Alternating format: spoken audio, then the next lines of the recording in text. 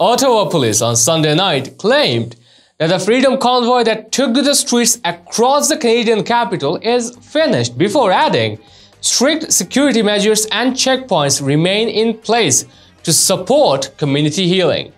Interim Ottawa Police Chief Steve Bell told a news conference a number of successful operations 24 hours earlier meant anti-vaccine mandate protest groups had dramatically declined in number, and the city's streets were clear for the first time in almost 3 weeks. He said, "We promised earlier this week that we would clear our streets and give them back to our residents.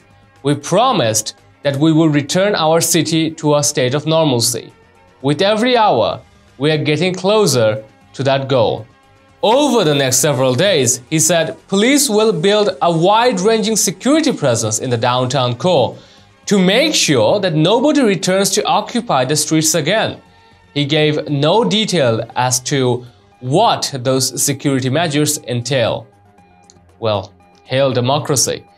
UPI revealed as of Sunday, 191 people have been arrested in connection to the protest, with 107 people charged. A total of 389 charges have been laid, Bell said, even as locals who had gathered to protest affirmed they only sought freedom to go about their daily business. Chris Harkins, Deputy Commissioner of the Ontario Provincial Police, said 76 vehicles have been seized and towed. Police measures such as fencing, the heavy presence of officers and checkpoints would remain in place.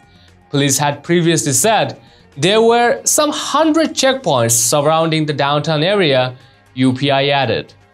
The dismantling of the protest was conducted following the invocation of the Emergencies Act early last week by Prime Minister Justin Trudeau that armed the authorities with unprecedented law enforcement powers. On Saturday, the Royal Canadian Mounted Police said under the Emergencies Act, it has frozen 206 financial products, disclosed the information concerning 56 entities, and shared 253 Bitcoin addresses with virtual currency exchanges. RCMP said one of the financial institutions had frozen the account of a payment processor account valued at $3.8 million.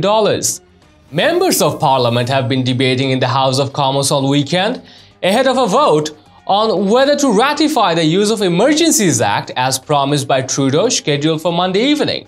Part of the act allows Canadian financial institutions to temporarily cease providing financial services if it suspects an account is being used to further the blockades and occupations.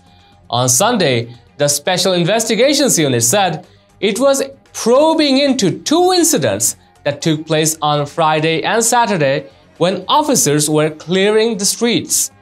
Well, we'd like to know your thoughts and responses. Share them in the comments down below, and also share this news and support us through subscribing to our channel.